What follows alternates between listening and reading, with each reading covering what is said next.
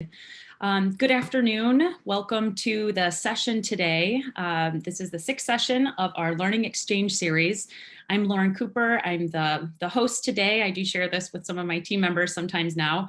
And I direct the Forest, Carbon, and Climate program at Michigan State University in the Forestry Department.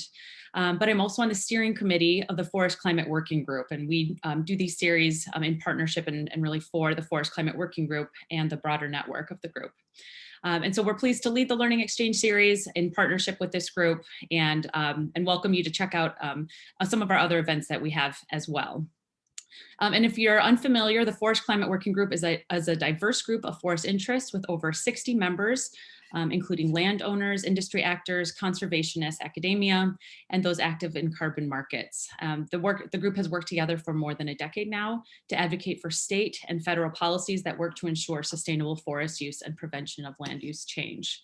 And you can see this is our full lineup. We do have a couple more sessions in this year, and a note that if there's topics of interest that have passed, we do have all the recordings up and available. So still would encourage you to take a look at the full lineup here and definitely register for some of the upcoming events. But to get to today's speakers, I would like to introduce Dave MacFarlane, who's a professor of forest measurements and monitoring in my department here at Michigan State University in the Forestry Department, and Leslie Brandt, who's a climate change specialist with the Northern Institute of Applied Climate Science, or NIACS, and the U.S. Forest Service. So together we'll be presenting on our session that we've titled today, The Role of Urban Forests in Climate Mitigation and Adaptation. So today's session is going to focus on how urban forests play an important role in helping communities adapt to climate change, but also how forests are vulnerable to changes in climate and how forests play an important role in potentially mitigating climate change and the potential to store carbon in those forests.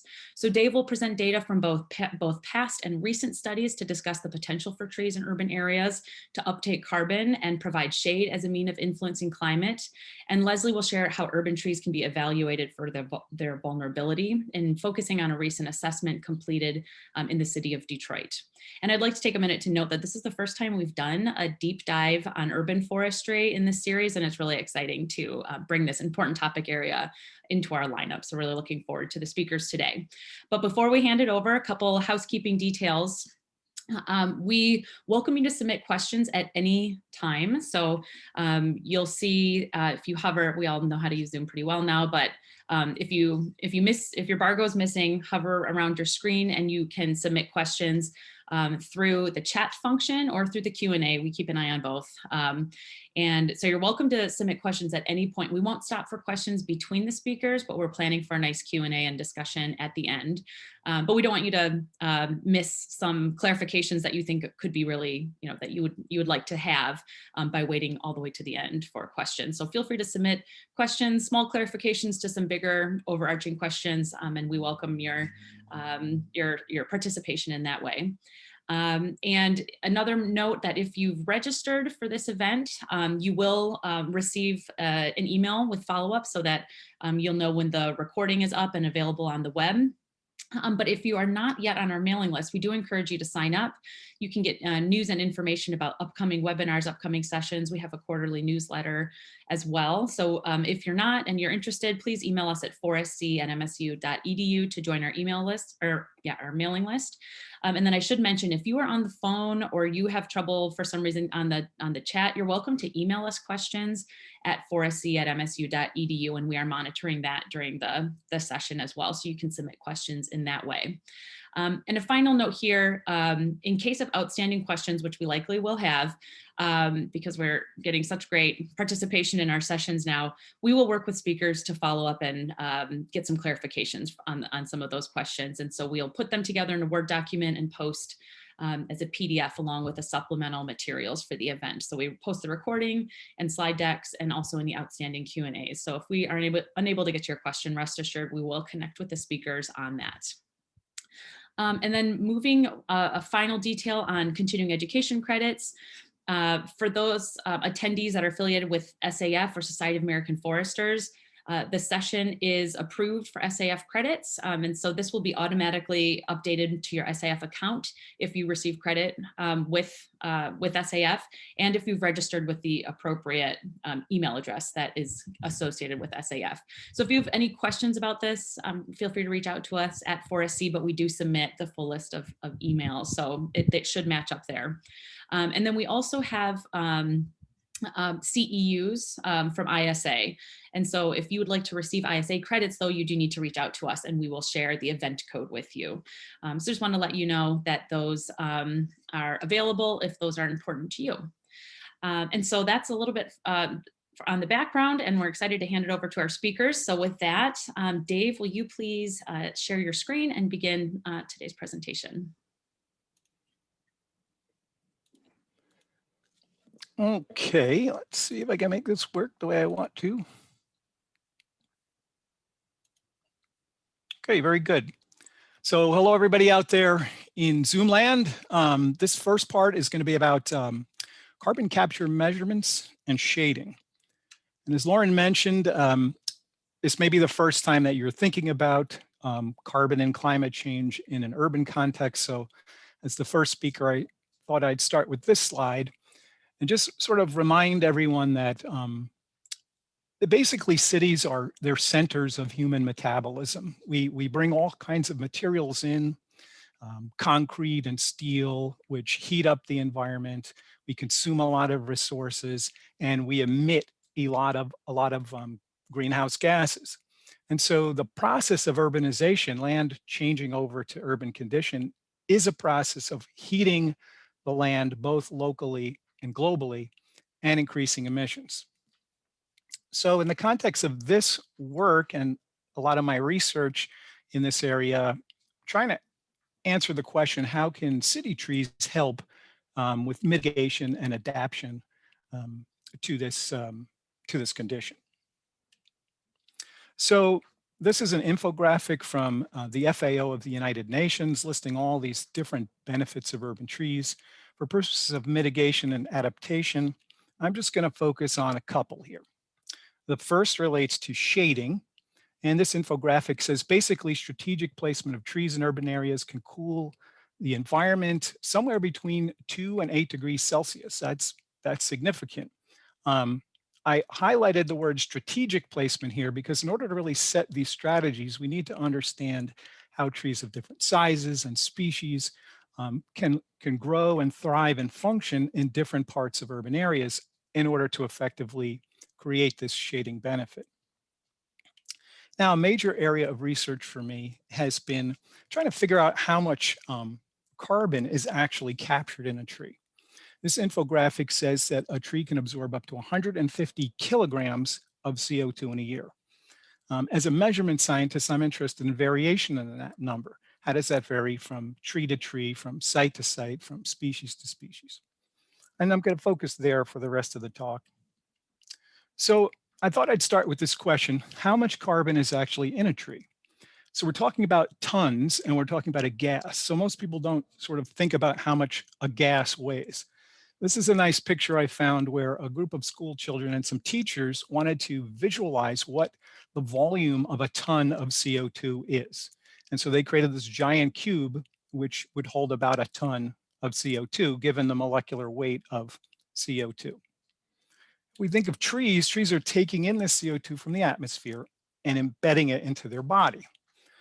And so if we take a live trunk of a tree, we can call that 1 pound of green biomass, and about half of that's water. So if we boil that away, we get about ½ a pound of dry matter. And then if we do an analysis of the elemental content, we'll see that about half of that is carbon. So a good rule of thumb is about 1/4 pound of live tree mass is carbon. So the question becomes, how much does a tree weigh? So the way I've been pursuing this in research for about the past decade is to go around and cut trees down and weigh all the different parts of them. And you could see we cut the tree up into different pieces, like the branches and the stems. And actually we do about 8,000 measurements per tree. So these trees are giving their life for science, but we're collecting a lot of data on them. And one of the important things I want to call your attention to is in the experimental design, we're looking at trees of different species, having different wood density and different tolerances to shade, all sorts of different aspects, so that we're covering a broad range of variation in different types of trees. And then what we do with this data is we build mathematical models that help us to predict the amount of carbon that's in a tree given all of these variables. And so the most common and simple way we can measure a tree is what's called diameter at breast height. So we can wrap a tape measure around a tree and basically measure its circumference or its girth. And it turns out that that is fairly highly statistically correlated with the amount of mass that's in it. So we need this kind of data to generate these models. Now, a lot of the context for my work has been working with the US Forest Service on the Forest Inventory and Analysis Program. This is our nation's tree census, right? So it's a fantastic program. Congress puts a lot of money into it and basically sets up a series of monitoring plots all across the United States. And foresters go in and they measure trees on these plots to track change in the nation's forests over time. So what my colleagues and I at other universities in partnership with FIA have been doing is building new sets of models for them to take those tree measurements on those plots all across the country and convert them into estimates of how much carbon is captured in the trees. Now, a few years ago, FIA decided to expand their national forest inventory from rural forests, what we would typically think of forests, into urban areas. So they're now collecting the same kind of a data in cities. This is finally giving us the opportunity to start actually measuring the carbon capture in trees in urban areas. And it's part of their long-term strategic direction to implement this annualized inventory of trees in urban settings. So many years ago, what is this, 2009, I did a preliminary study of Michigan cities to try to see, how much biomass and energy and carbon could be sequestered in the trees of US cities and the implications for sustainable forest management. Well, since then, there's been a lot more focus on this. And one of the questions that's been raised by scientists, including the ones in this paper, is can you take the same types of models and equations that we use in the rural forests and apply them to urban trees? So are urban trees different somehow? So with this data I have, and the blue dots represent trees, individual trees measured destructively in rural forest areas, and the pink dots are in urban areas. And one of the things you'll notice right away is that urban trees at the same girth are way shorter. So they're stockier. Now, if we look at the crown diameter, which is W in this picture, how wide does the crown grow? And we compare that to the height. That black line represents what's called a one-to-one line. So that means that a tree on that line is about as tall as it is wide, right? So urban trees are basically about as tall as they are wide. Forest-grown trees are much narrower relative to their height because they're being crowded in by other trees, generally in the forest. Okay, what does that translate into mass? Well, it basically means, and by the way, this is on a logarithmic scale because there's an exponential increase in the mass of a tree with diameter at breast height. We can basically see that trees in rural areas allocate more energy to, and more carbon essentially is stored in their stems, and that urban trees store more in branches. So what's the implication of that? Well, there's one of the major techniques we use for taking forest inventory data and turning it into carbon capture data is to use something called a biomass expansion factor. And basically most forest inventories collect data on the stem volume, the main stem, because that's where the merchantable wood is.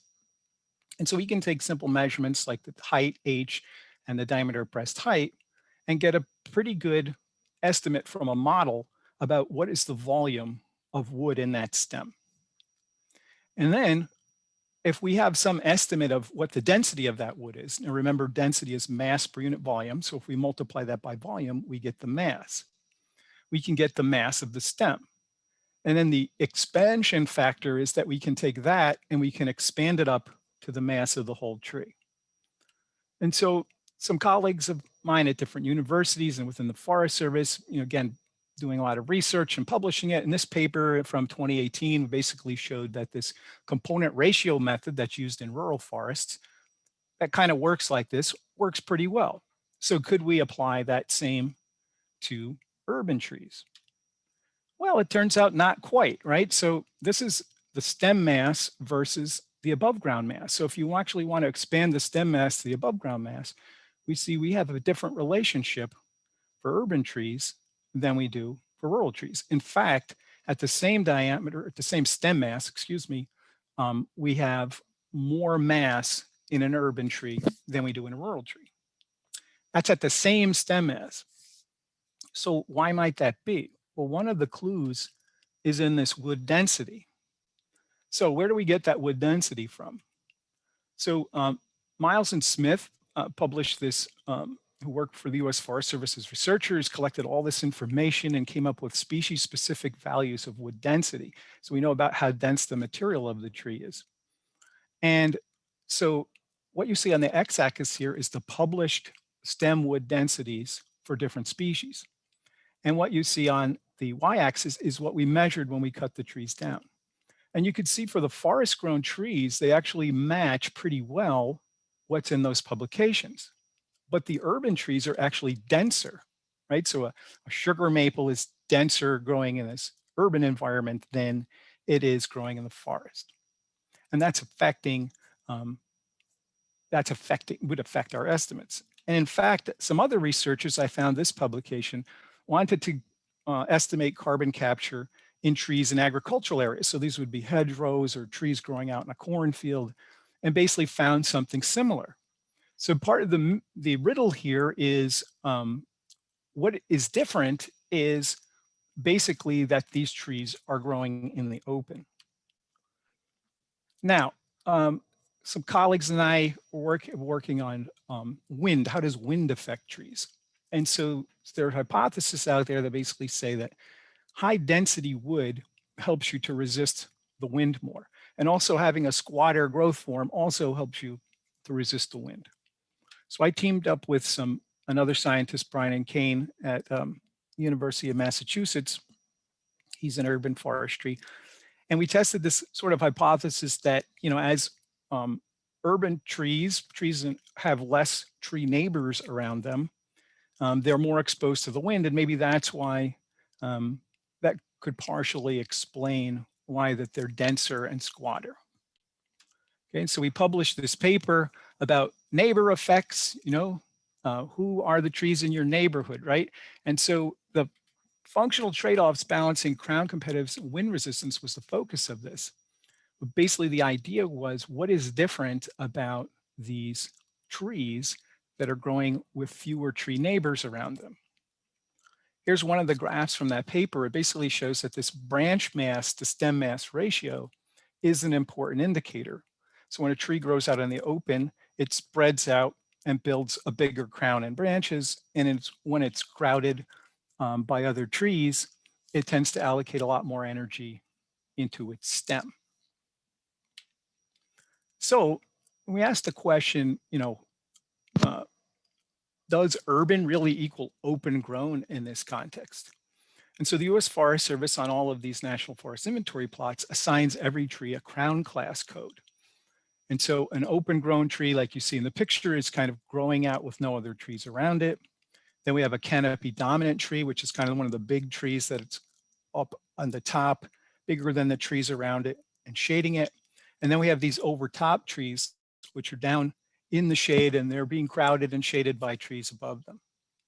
And so I replotted the data for both rural and urban trees, and I plotted them by their canopy class code. And what you can see here, the blue line, is that the open grown trees in rural areas are actually pretty similar to the open grown trees in urban areas. So the big difference here appears to be how many neighbors does a tree have around it, affecting its density and things like its carbon capture. Right, here's a picture of a very big ash tree from some survey work we did. This tree grew out in a field A long time ago, the field was abandoned and let to grow into a forest. So this is an open grown rural tree. You can see next to it an open grown urban tree growing in somebody's front lawn. So part of the story here is what is the neighborhood of trees around the tree? And this helps us to understand what does an urban forest actually mean, right? So in this little picture here of a park, we kind of imagine an urban tree as this tree growing up with very few or no trees around it. But we could also have a setting where there is a forest embedded in an urban area. And in that situation, we would expect the urban trees to behave more like forest trees. Okay, so how does it actually help us with this process? So I told you biomass expansion factors are a major way that we take forest inventory data and convert it into forest carbon capture data. So we could create smarter biomass expansion factors. In this case, we would measure the trunk mass and then expand that up to the above ground biomass.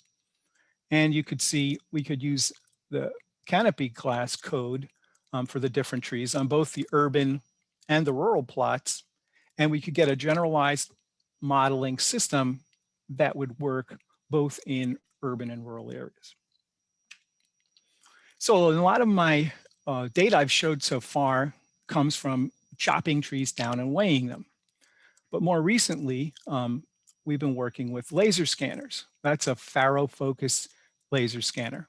And so now what I've been doing with my students and fellow researchers is instead of having to cut the trees down, what we're doing is we put this laser scanner around the trees and it shoots out pulses of laser light. They bounce off the tree and they come back and create these really detailed 3D models of the tree. So in the upper right there, you can see that's a honey locust that was scanned on the Michigan State University campus. We have a complete three-dimensional model of it. And then also I zoomed in here and you could see how much detail. We can even see the structure of the bark. This also has a color camera on it. And so every laser point is also registered with a color photograph. Anyway, this gives us really interesting data. So that's Giorgio Sarcinio. He's a PhD student working in my lab with me, and he's been doing a lot of work trying to see how urban trees are different as part of his doctoral dissertation. And so what we're trying to do for the Forest Service and in general is trying to figure out, can we create these models to estimate mass and carbon in trees without having to cut any trees down at all? And so what you'll see in this preliminary graphic that Giorgio's created, we have the total tree mass on the y-axis and we have the diameter at breast height on the x-axis. Now, the red color indicates destructive sample data and the green indicates laser scan data. And the circle symbols indicate rural forests and the triangles indicate urban forests. And so what this shows you in general is that we can create models that are very similar just by scanning the trees to what we could get from cutting them down. And we could also create models that are equivalent in both urban and rural settings. So this is good news for creating new ways to capture the much needed data for urban areas without having to cut trees down. Right, and so some Matt Disney at the University College London and a bunch of other international researchers put out this paper a few years ago basically saying you can weigh trees with lasers, and apparently we can weigh trees with lasers.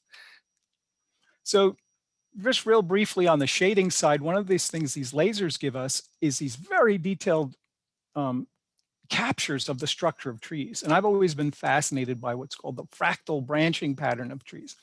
And this comes from a branch of mathematics that looks at self-similarity, but trees are said to be fractal-like. You can see these nice artistic images of fractal trees in the upper right.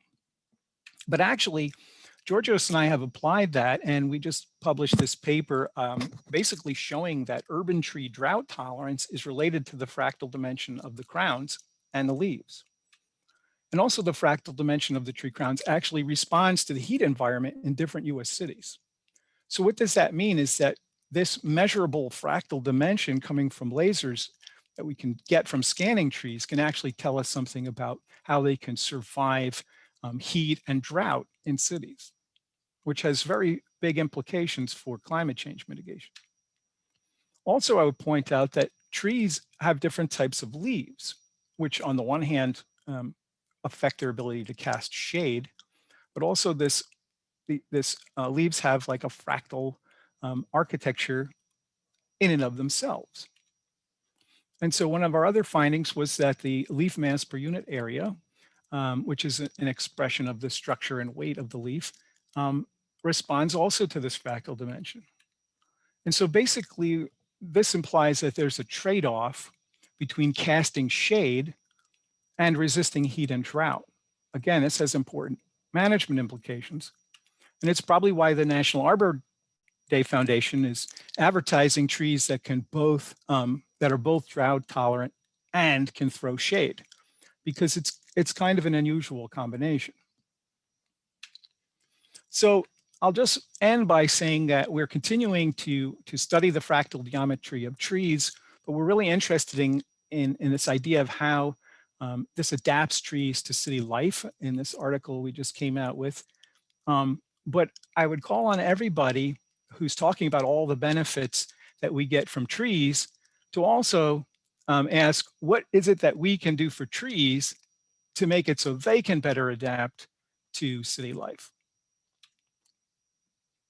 And I'll stop there, and I think Lauren will come back on. Yes, thank you so much. This was a really great background, and we already do have some nice questions rolling in, but I think that this really quantitative background is going to provide a great transition, and your closing thoughts there, a great transition over to Leslie. So if she's ready to take the screen, we'll hear from Leslie now to look at kind of some of the applied applications of the topic today. Take it away, Leslie. Thanks, Dave. Thanks, Lauren. I'm Leslie Brandt with the Northern Institute of Applied Climate Science and the U.S. Forest Service, and I'm going to be talking about some work today that I've done in collaboration with partners at American Forests that was funded by the Doris Duke Charitable Foundation. So just for a background for those of you who are not familiar with the Northern Institute of Applied Climate Science, or NIACS, we are a chartered organization by the USDA Forest Service, and we work collaboratively with a number of university partners and other partners, including American Forests, the Great Lakes Indian Fish and Wildlife Commission, National Council for Air and Stream Improvement, on providing practical information, resources, and technical assistance related to forests and climate change. And we do work both on the carbon mitigation side as well as the climate adaptation side. And today I'll be focusing more on adaptation, although some of the work that this touches on also applies to carbon.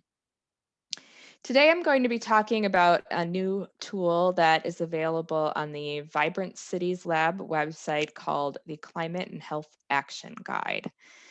And the action guide is designed for urban and community foresters, public health professionals, as well as climate and sustainability professionals, planners, and landscape architects to walk through a process to develop robust actions that incorporate considerations of climate change adaptation, carbon management, and human health in urban forest management. The action guide is built off the adaptation workbook that we have developed at NIACS. So if you've worked with us in other areas, this might look familiar to you. We start with defining project goals and objectives, assess climate change impacts and vulnerabilities, evaluate goals and objectives given those climate change impacts, use information to identify and implement adaptation actions, and then walk people through a process to think about how we would monitor and evaluate the effectiveness of our actions. And the whole idea is to practice that adaptive management loop. So for the Climate and Health Action Guide, we're really looking at the intersection of human health, climate change adaptation, and carbon mitigation as it applies to urban forest benefits. So when we start with the guide, we really want to orient people to thinking holistically about these three aspects. The guide then asks people to think about what are the goals that they have for their particular urban forests. And then under that, what are the specific objectives that they're trying to achieve in the short and long term that relate to those specific goals. We then ask folks to think about how climate change might affect their urban forests and how that relates to human health and carbon management.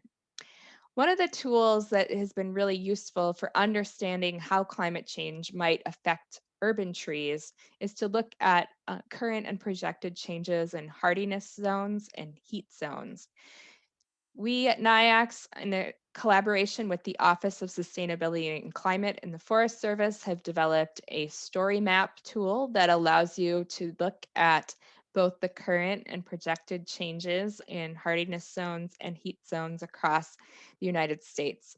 And you can zoom in on your particular location of interest and use a slider tool to see how it might change in a particular area. So right here, what you're seeing on the left is the current plant hardiness zones, which are determined by the lowest temperatures over a 30-year period. And on the right are future projected for the last 30 years of this century under a high emission scenario. And as you can see across Michigan, and I just tried to pick right the line where MSU is, that we're switching from a zone 6 to possibly a zone 8 by the end of the century. And then we were able to do the same thing for heat zones. So those are determined by the number of days over 30 degrees Celsius. And those are even more dramatic than what we're seeing for hardiness zones. So right now in Michigan, we are heat zone about, I think it's about a 4 or 5. The numbers on the bottom are the number of days, but not the zone numbers. And then we're switching to a zone 8 or 9 by the end of the century. And so that can dramatically affect what species are able to be planted in particular areas. Now, in addition to understanding the direct effects of temperature, there's also other important things that we have to consider with our urban trees. One key thing when we're thinking about vulnerability is adaptive capacity, or the ability of a system to accommodate or cope with potential climate change impacts with minimal disruption. In order to look at adaptive capacity, we've developed a scoring system that's based on literature review and expert review by horticulture and arboriculture specialists. And that enables us to get a qualitative score for individual trees. And we have done this for hundreds of species across the United States now. So an example of a species that has relatively high adaptive capacity, that means it's able to withstand a lot of different stressors, is Kentucky coffee tree. It doesn't have a lot of major pests or disease issues. It's adaptable to a wide variety of soils and climates, urban tolerant, relatively low maintenance, widely available, and relatively drought tolerant as well. So we have used the information about projected changes in hardiness and heat zones along with these adaptive capacity scores to develop site level species lists for different urban areas across the country. And these are available right now on our forestadaptation.org website. And if you go to the urban focus page, you will find them. And you can click on any of these individual dots and you will get to a page that provides a species list that is tailored to your particular community. So this is an example of what we have for Detroit. This includes the current and projected heat and hardiness zones for both a low and a high emission scenario, as well as different 30-year periods. And then this list of species that's specifically designed for that area. So it looks at tree species that are commonly planted or could be planted in the Detroit region, and then evaluates it for vulnerability under a low and high emission scenario. So both if we took dramatic actions to reduce greenhouse gas emissions, or if we continued on a business as usual scenario. Then for a few select cities, we've gone even deeper and developed more comprehensive vulnerability assessments. We are right in the process now of publishing a report for the city of Detroit that includes an evaluation of the vulnerability of trees in the inventory by district so that we can see if there's any sort of spatial variation in where the most vulnerable trees are and how the number of trees that are planted in a particular city of different species might influence how many species and trees are vulnerable in that area. In addition to looking at the effects on trees, it's really important to also think about the human health implications of climate change. So in our most recent assessment for Detroit, we also include a chapter on human health impacts as they relate to urban trees. And we include a list of allergenicity of different tree species and a discussion of how climate change might affect allergen production for urban trees. And so that's another piece that we want people to start considering, not just the effects on the trees themselves or just the effects on the human community, but also that interaction.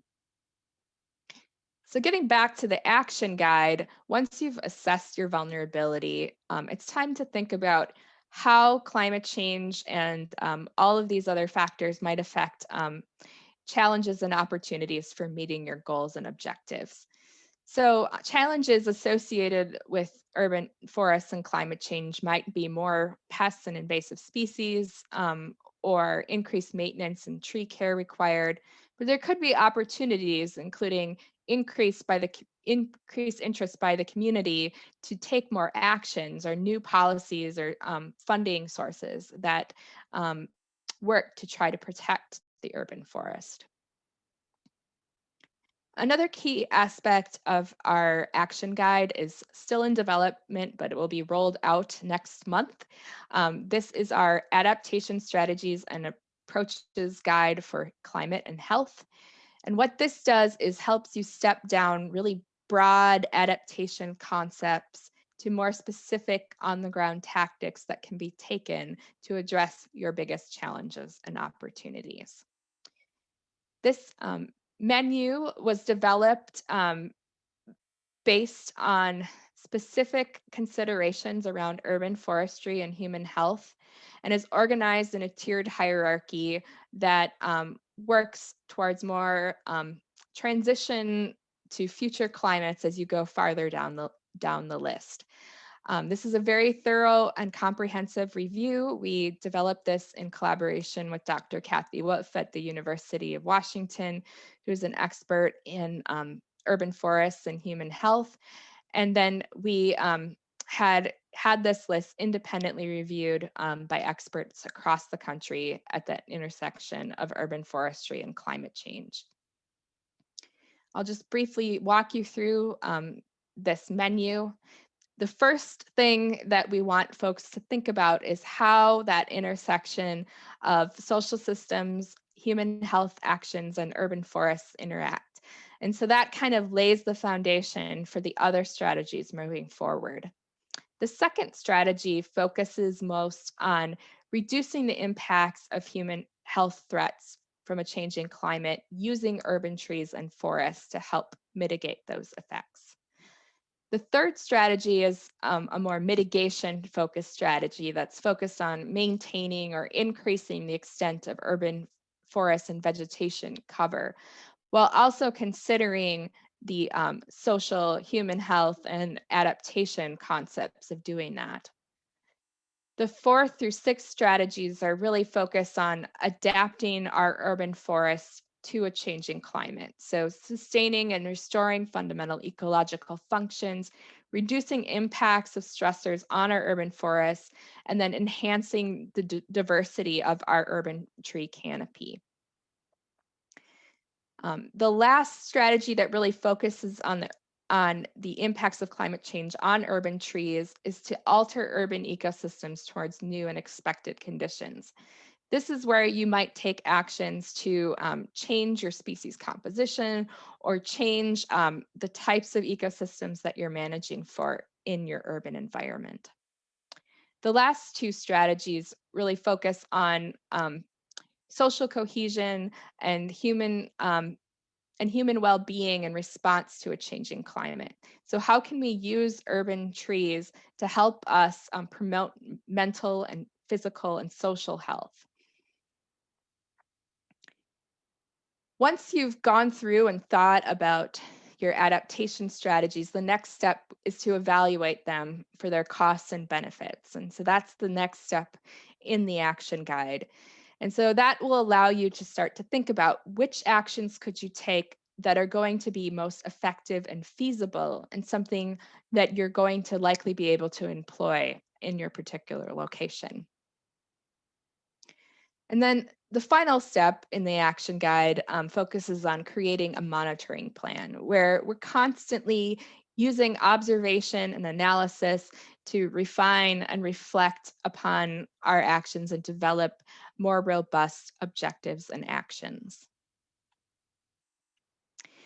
We have a number of examples on our forestadaptation.org website that have focused on understanding the adaptation strategies that people in urban environments can take.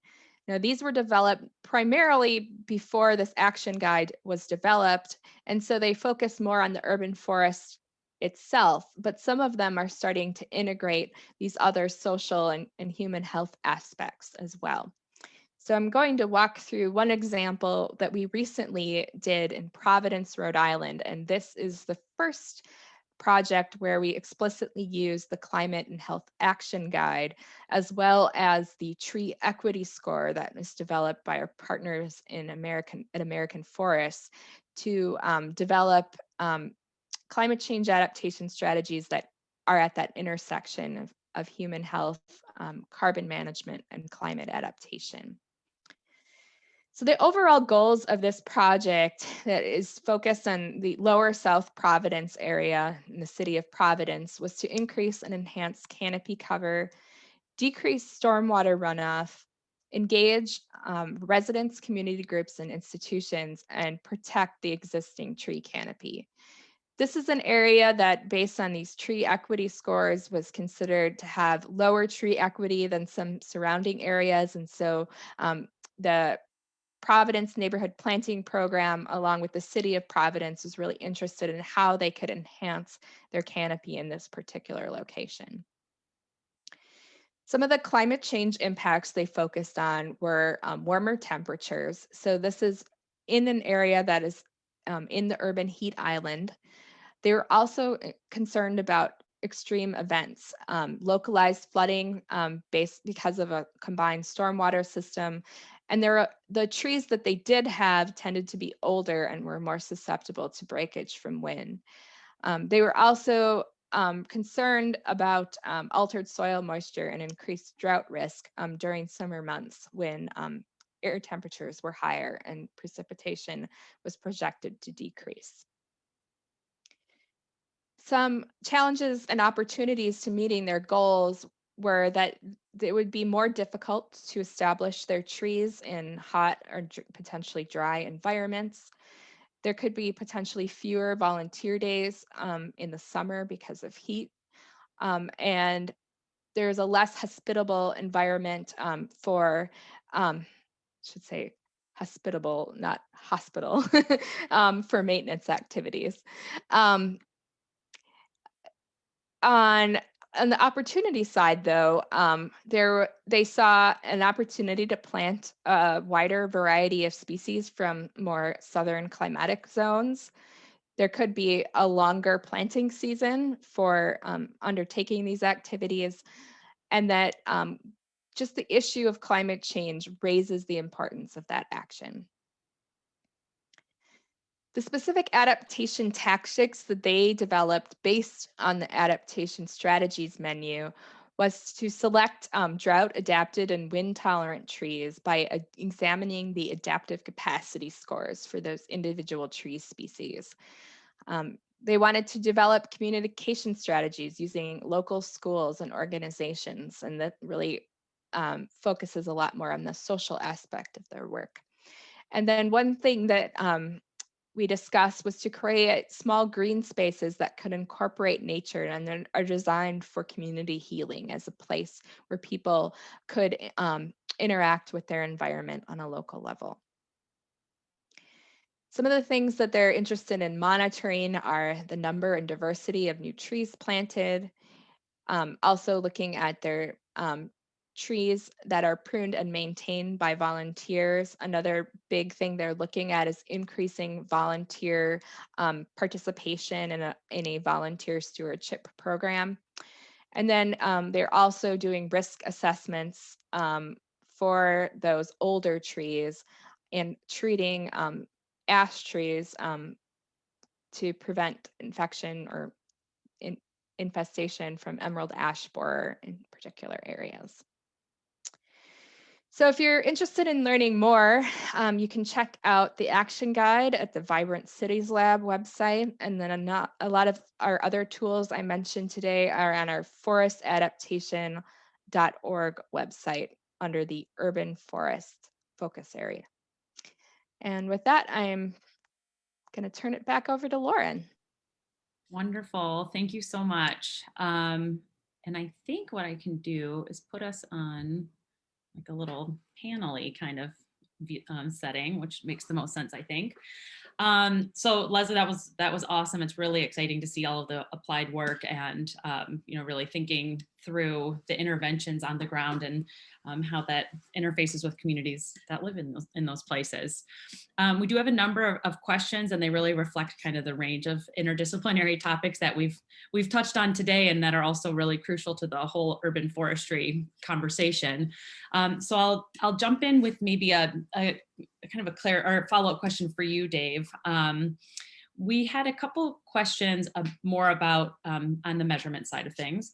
So the first one was, and you might be able to speak to this as well, Leslie, so feel free to jump in too, but looking at the influence of site quality on trees and the challenge. So Leslie, you might be able to speak to more of the challenges of that in urban settings, but this specifically was on the measurement side as well for you, Dave. So how does the influence of site quality, like precipitation or soil or impervious surfaces, influencing carbon storage in trees essentially? And what's your general sense on that? Is it a slower growth, or just what are your general trends that you could speak to on that? Yeah, so there's a lot to unpack there, but let me put it in a few terms. First of all, we sort of have methodologies, established methodologies for measuring site quality in rural areas.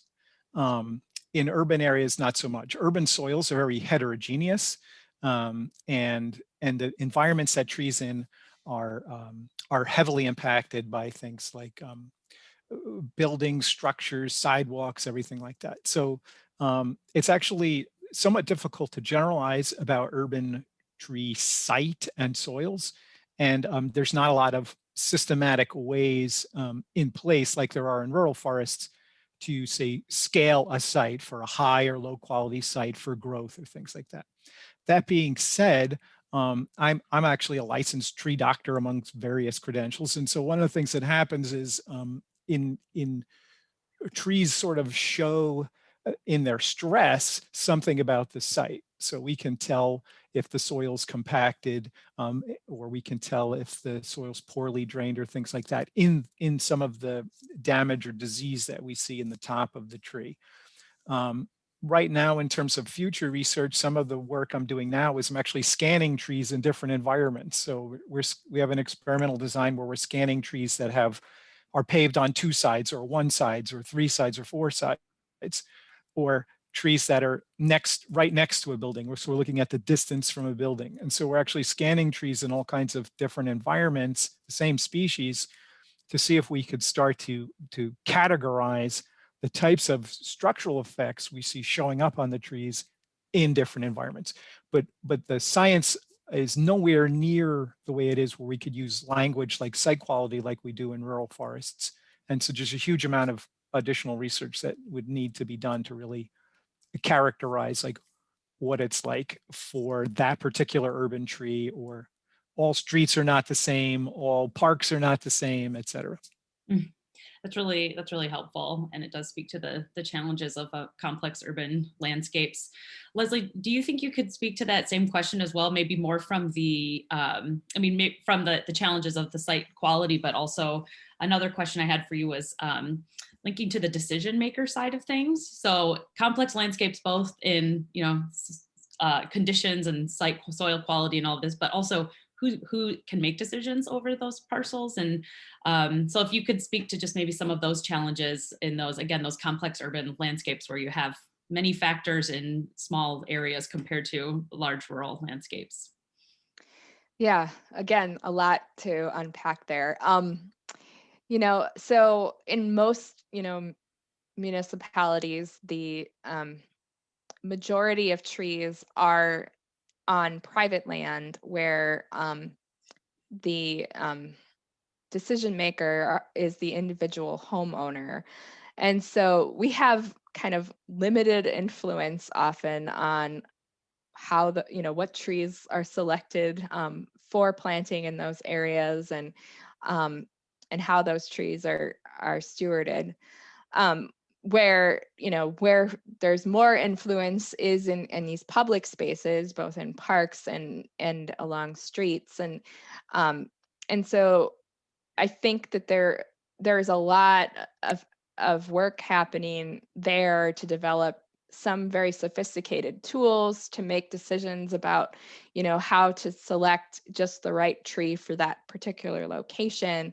But I think that there's still work that needs to be done to kind of translate that work to the general public in a way that is something that they can pick up and work with, or working with a certified arborist professional to help decide what is really the best tree for that particular location.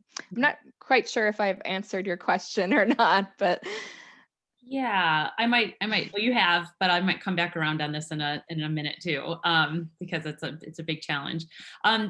We did get a question for you, Dave, back on a measurement side is, are you, or how, can you just frame thinking about carbon storage in root systems for trees and how that's handled in an urban setting? So yeah, even in well-studied scientific forests, we still don't really have a good grasp on what's happening in the root system. What we mainly use is something called root to shoot ratios, which is basically the idea that if there's this much mass in the top of the tree, there's about this much mass in the bottom, right? And so, like, for example, all across the world, if you're in a savanna or if you're in a rainforest, we know roughly what those ratios might be because of the relative amount of above ground versus below ground tree biomass. Now, urban areas, again, add another layer on top of that because they often have a lot of restrictions to the root systems. So my guess would be that if a tree is in, the more impacted a tree is, planted in a hole in the sidewalk as opposed to growing in a park, the more of those root to shoot ratios are going to be altered. So they both depend on the species, they depend on the climate, and then within that, they depend on what's the physical rooting medium that the trees are in. So I would say that, again, the urban environment has this added layer of complexity that we can say, yeah, a tree in the Midwest has a root to shoot ratio of roughly this, but is there is it growing in compacted gravel with a sidewalk on all sides and a subway below it? I'm thinking of New York City or something like that. What's the environment for that tree? So more than likely, more stressed root systems, lower carbon storage, and affecting maybe the above ground part of the tree as well for that reason. Thanks, Dave. It's helpful. We do have a couple questions here about, I know these are all kind of like intersecting questions. This is one getting into maybe some of the nuances of species types. And like, so we have one question that's about some of the maintenance factors for, example, like fruiting trees or leaf drop. And, in some communities that there can be like pushback to having certain types of trees because of these reasons. And that can be a challenge. And then also another question, which is possibly related, is the use of exotic species. What's your outlook on that, and when is that appropriate or a concern? I'll maybe have you respond first, Leslie. I'm not sure, Dave, if you'll have thoughts on this, but this is kind of more on the social side of things. So just how are you addressing that, and what's your current outlook? Yeah, so on the maintenance issue, that is definitely something that is something we're aware of. That is something we incorporated into our adaptive capacity scores. So species that required less maintenance received, a more positive sub-score in this maintenance category.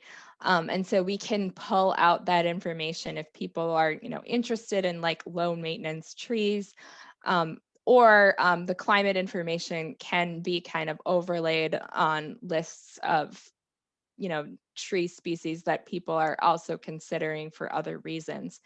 The use of exotic species, if they're not invasive, and sometimes there's, not a guarantee that they won't become invasive, but often it has to be part of the strategy when thinking about very highly altered urban environments where your soil conditions and the urban heat island and other things are so different from the surrounding native landscape that there might be a real limited number of species that you can plant in a particular area. And so my general thinking is that when we're talking about more natural areas within an urban landscape, those are places where we can focus on native species. And when we're talking about, street trees in downtowns or any other areas where, there are very, inhospitable conditions, if we want to increase our biodiversity to a point where we're reducing risk, we might need to incorporate some non-invasive, non-native species. A super interesting answer. I would just add one thing to that. So making the distinction between non-native is all about it's more about political boundaries and geography. These people in Rhode Island that Leslie mentioned want to plant, would love to grow a nice southern magnolia or a live oak, it sounds like, in downtown Providence, right? So if you were to just draw a political boundary between southern and northern United States, you might say that that those species are non-native there, right? So that if it's a geographic definition and climate is changing geography, then really what is native where? I mean, so this idea that nativity, is affected both by political geography and natural geography. It kind of blurs what we're talking about. Yeah, I think that's a great point. And, when we're thinking about what species would be considered native, we tend to think about things that are native to the general region. And also, my colleagues with the Forest Service, Lewis Iverson and others, have looked at sort of the colonization potential, like how far could that species disperse and naturally get there if there weren't barriers to their dispersal. And so you could think about incorporating, if you're really concerned about native species, incorporating those species that might be able to colonize a new area on their own over time anyway, and incorporate that into your kind of assisted migration plan. But again, yes, there are a lot of species that might be, native to one state but not another, but it's a political boundary and not a natural boundary. That's a really interesting response to that. So thank you so much for that. And I know we are on the hour and we usually don't go over, but I'd like to ask one more question. So apologies and feel free to hop off for folks that have their conflicts. But I wanted to end just kind of on a bigger picture. There's a lot of increasing attention, as we know, on forests as a climate solution generally. A lot of interest from governments, major corporations, lots of investments. And I guess, Leslie, you probably have a certain perspective on this, but how do we ensure that, first of all, urban forests don't get left out of that conversation? And then also, like, what is the ideal outlook for them? So if we were to, if we're getting the emphasis on forests, where's an ideal scenario that we could be heading in 20 or 30 years in terms of like canopy and just what is your general sense for both of you? But maybe I'll start with you, Leslie, just from the kind of attracting maybe the political attention to the role there first. Yeah, well, I'm seeing urban forests being considered more and more as a solution both for mitigation and adaptation in our cities. And so I think there's a lot of opportunity there. There's also opportunities for things like city forest credits where you can get funding for forestation projects in cities and get carbon credits for them. So I think that there are opportunities there as well. And so I think that urban forests are, while they take up a small amount of area on the landscape, they're the place that people see and interact with nature. And so if you want to get people excited about trees, that's where you need to start. Thanks, Leslie. And so maybe Dave, I don't know if you have some additional thoughts, but certainly from a mitigation potential, or if you could speak to just kind of like a high level, where could we be going in an ideal scenario in terms of mitigation potential of our urban forests, and where might there be some barriers? I would say, so first of all, I agree with what Leslie said, and I feel like to me, just personally, like more trees is better, because I feel like, we need to preserve green spaces. That's just part of our living habitat. I especially feel like, just part of the human health and all of those other aspects, which I don't specifically study, are very important consideration as part of this. But I will say that what my research has shown so far is, and what I believe to be the case, is that the shading and cooling aspect and the environmental mitigation aspect is probably more important than the carbon capture part of it, because the urban areas have fairly low tree densities compared to the surrounding areas, and there are only so many places you can plant them based on social constraints. The capacity to get like lots and lots of carbon sucked up into cities is limited compared to the capacity to actually reduce the urban heat island effect and to just mitigate the climate of cities. So I think, as much as I've been an advocate for planting trees for carbon capture in urban areas, I feel like the environmental mitigation provided by the trees themselves is bigger than the potential carbon benefit. And so we shouldn't lose sight of that and just think that cities are just going to suck up all of this carbon. I think that's a great point. And on that, that's just a theme that comes up repeatedly is, obviously climate's an umbrella concern that's, intersecting in all sorts of ways, but the carbon piece itself is, just one layer of values for trees and forests, and that we have all sorts of values. And I'll put in one more plug. So Michigan State University just built a mass timber building, a brand new building that's beautiful building built out of wood, which used to have to be built out of concrete and steel. And both on the consumption of fossil fuels, and the building materials themselves, that's another way we can go. We can think about more natural materials, wood, as a building material for cities in the future, which both sequesters carbon and actually reduces heating.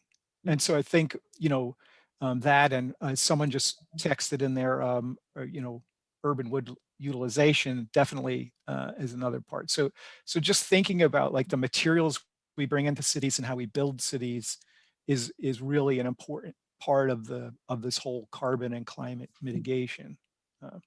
Yeah, those are great points and really big topics. And like that was actually Leslie that popped that in there. And there's a big, concerns are, wood waste material, dealing with after storms and leveraging these resources. And so that's a lot of really interesting work on, smaller bioeconomies around our urban areas. So thanks for bringing in those ideas. Okay, well, so to wrap up, because we are getting a bit over, just want to say a really hearty thank you to both of you for the time that you put in prepping your talks and sharing your knowledge with us today and having this brief discussion. A reminder for everyone that the session is being recorded. We'll make all the materials available on our website shortly. And very, very thankful for folks that spent the time with us today and submitted their questions. We'll be following up with our speakers on a couple of outstanding points, but I think we got to a lot of it. And so that's it. I hope everyone has a great afternoon. Thanks so much for the time. Leslie, Dave, really appreciate it. Good to see you. Thanks, Lauren. Thank you.